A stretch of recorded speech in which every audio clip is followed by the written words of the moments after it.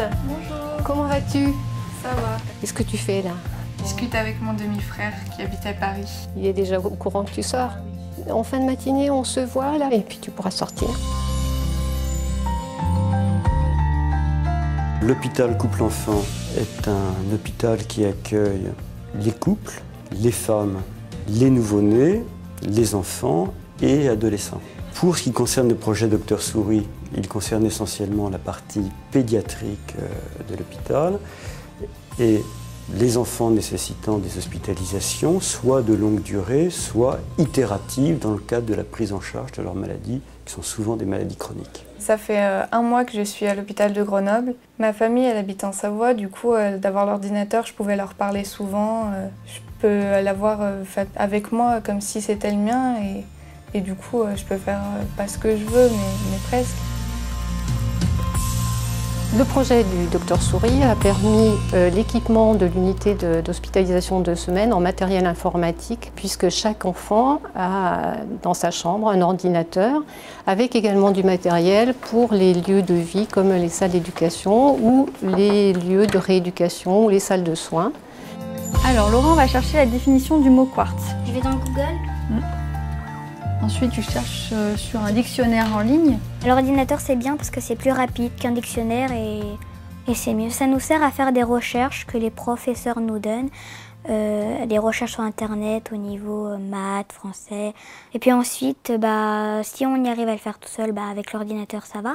Mais après si on ne comprend pas trop, y a les éducatrices qui sont là et nous aident. Et maintenant, l'origine des sols.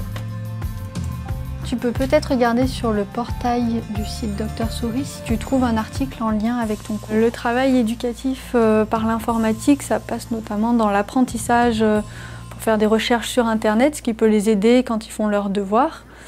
Et aussi, pour certains enfants, ça peut être à travers de jeux éducatifs, comme par exemple des jeux qui apprennent à compter, à lire, écrire, ou même des jeux ludiques pour les plus jeunes.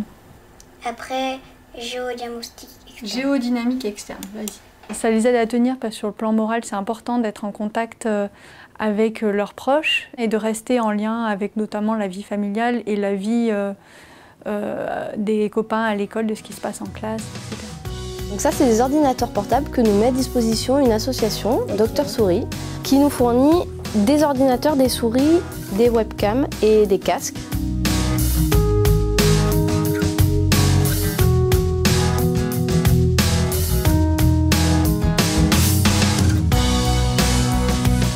Avec ces ordinateurs, on va te donner un accès à Internet. Ouais. Ça te permettra de te connecter, d'aller sur Facebook, relever tes mails, communiquer avec tes amis, ta famille. Tu peux faire des jeux, voir des films. Tu peux faire un petit peu tout ce que tu veux. S'il y a quelque chose que tu veux faire, tu demandes. Lucie valide si tu as le droit de le faire et moi je te le mets en place. D'accord. À l'hôpital, on s'ennuie. Puis le soir, jusqu'à 21 h, on a le droit d'aller sur l'ordinateur pour tenir au courant nos proches, tout ça, de ce qui se passe. Par exemple, j'ai fait une scintigraphie hier, je me suis tout de suite connectée sur Facebook en rentrant et je leur ai dit ce qui s'est passé, quoi.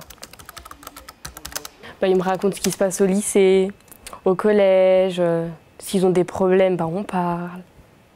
Et si t'avais pas d'ordinateur? Voilà, on ferait pas grand-chose en fait. On pourrait pas parler avec tout le monde, parce qu'il y en a, ils ont pas de portable par exemple. Et du coup, on ne pourrait pas leur parler.